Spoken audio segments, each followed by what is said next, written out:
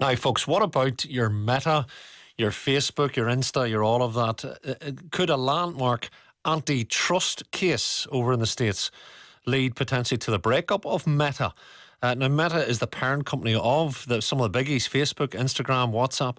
And what might that mean for those of you with accounts and platforms and profiles? Joined by the Professor of Cybersecurity at Ulster University, of course, Kevin Curran. Professor Curran, Kevin, always a pleasure. Good afternoon. Good afternoon, Mark. So, Kevin, what's at the nub of this in terms of antitrust? What are they probing? Yeah, the US Federal Trade Commission are reviewing Meta's previous buyouts of Instagram and WhatsApp, and the FTC alleged that the purchase of these companies was to neutralize competition against Facebook, even though the FTC back in 2020 did approve back at the time, it did approve Facebook buying Instagram in 2012 and 2014 buying WhatsApp. But it did say at the time it would monitor the outcomes these acquisitions had on the market. So that's where we're at. In other words, that there is antitrust law for many years, of course, and it's to kind of prevent monopolies again, because it's seen that the more competition within a market, that the lower the prices are. Now, again, there's people who argue against that believe that the market should kind of control itself, and competition is, sometimes that like a conglomerate can actually give lower prices than many. But anyway, that's at the heart of the case, really, is whether Facebook really have too much control on the personal social networking side of things. In other words, that others cannot break into the market, and also that it's illegal actually under antitrust laws to actually buy.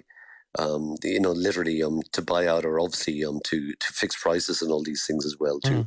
In other words, you're supposed to arise naturally in the market again, but sometimes, of course, you become a victim of your own success. How do you feel about it academically, Kevin? Because it's funny, isn't it? People, pardon me, in some ways like the monopoly of stuff like this.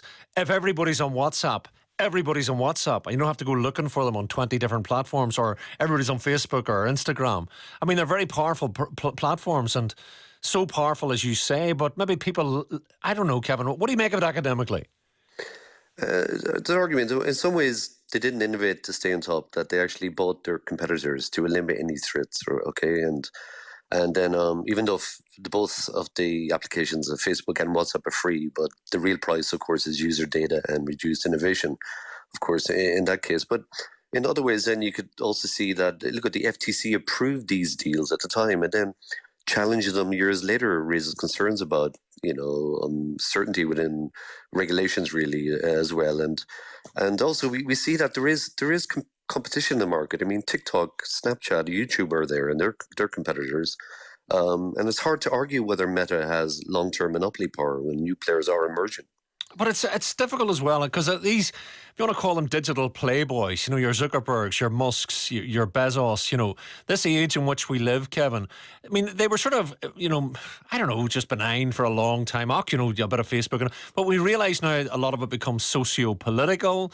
A lot of it becomes, this sort of Ubermensch kind of thing, that they're supermen, that they operate above the rest of us, that they've got the billions, therefore they call the shots. That's a different world, isn't it?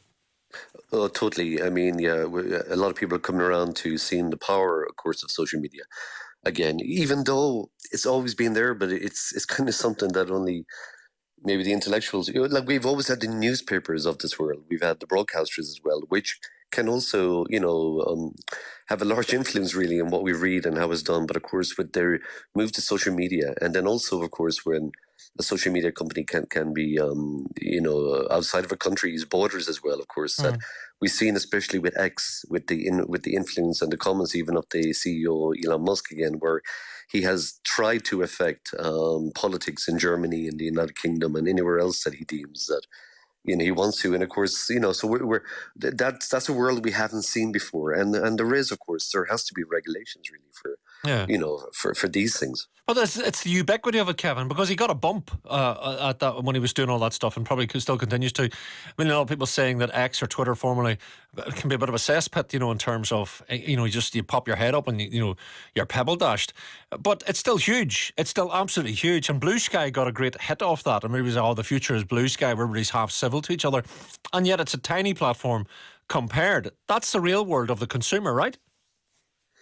Yeah, absolutely. And in this case, again, whether or not, I mean, the trial is scheduled for a few weeks, but I mean, as they say, that this will last years because, of course, the FTC have other antitrust claims against Google again. That Google, again, more or less the same thing, saying that Google dominated the search engine market really, and Well, it's that they become a forced. verb. You don't go looking for Yeah. stuff on a search platform. You Google stuff. I mean, it's incredibly powerful.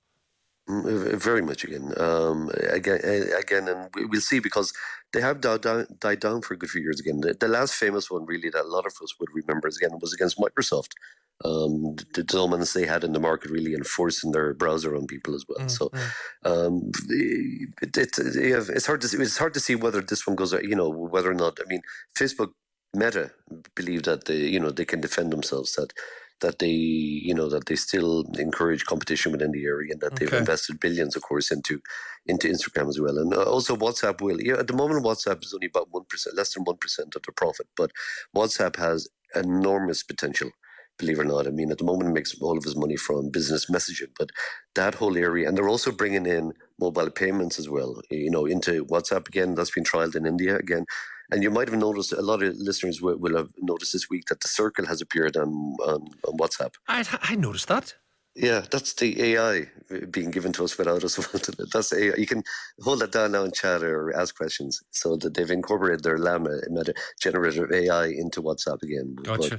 Kevin, in a Yeah. word, do you see, honestly, the American courts saying to Mr. Zuckerberg, right, you have to give up Instagram or WhatsApp or Facebook or two of the above? It's possible, but the one thing in the backdrop of all this is the political lobbying by Mark Zuckerberg, who owns Meta, of Donald Trump.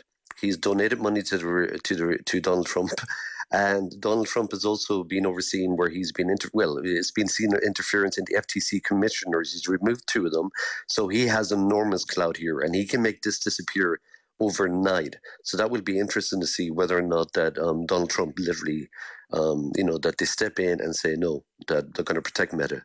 But either way, it could go either way. Actually, go on.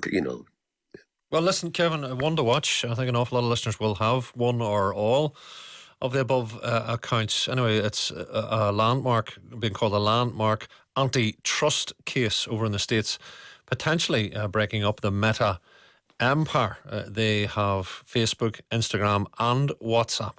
The thoughts there of Professor Kevin Curran, good friend of the programme for many a year from the Ulster University.